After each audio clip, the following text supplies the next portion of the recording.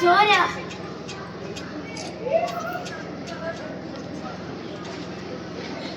അച്ഛാ, വാതിൽ തുറക്ക്.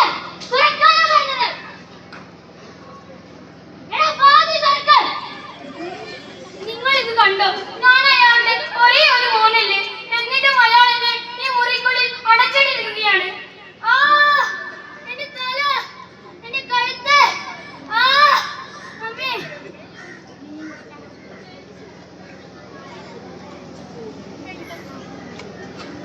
ഈ സമയം അവന്റെ മുറിക്കപ്പുറത്ത്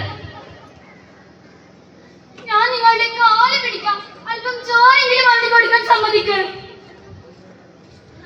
നീ എന്ത് പറഞ്ഞാലും നടക്കില്ല. പിടിച്ച നായയാണോ അവൻ? ചോറ് കൊടുക്കാൻ ചെല്ലുന്ന നിന്നെ പോലെ അവൻ തിരിച്ചറിഞ്ഞില്ല.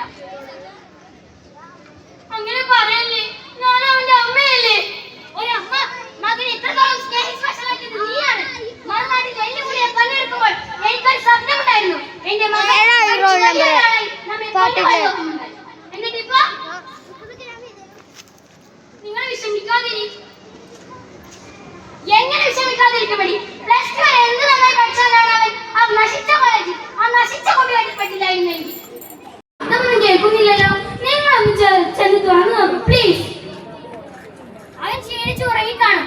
ഇപ്പോൾ കൽക്കുന്ന നീ ശ്രദ്ധ നിനക്ക് അന്നുണ്ടായിരുന്നെങ്കിൽ, അവന്റെ ഓരോ നീക്കവും എന്നെ അറിയിച്ചിരുന്നെങ്കിൽ. അതെങ്ങനെ മകനെ സ്നേഹിച്ച് അവന്റെ കൂട്ടുകാർക്കെല്ലാം മരം പിടിച്ച് ഇത്രകാലം വളർത്തിയത് നിനക്കുമില്ല പങ്ക്. എനിക്ക് തെറ്റുപറ്റി. ഒറ്റ മോനെ ഓർത്ത് സ്നേഹിച്ചു, വിശ്വസിച്ചു. ആ വിശ്വാസമാണ് അവനെ ആയുധമാക്കിയത്.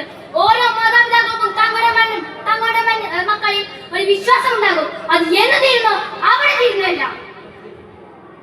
ആ, എന്റെ ഫോണല്ല ചെയ്യുന്നത്. അത് നിങ്ങൾ എടുക്ക.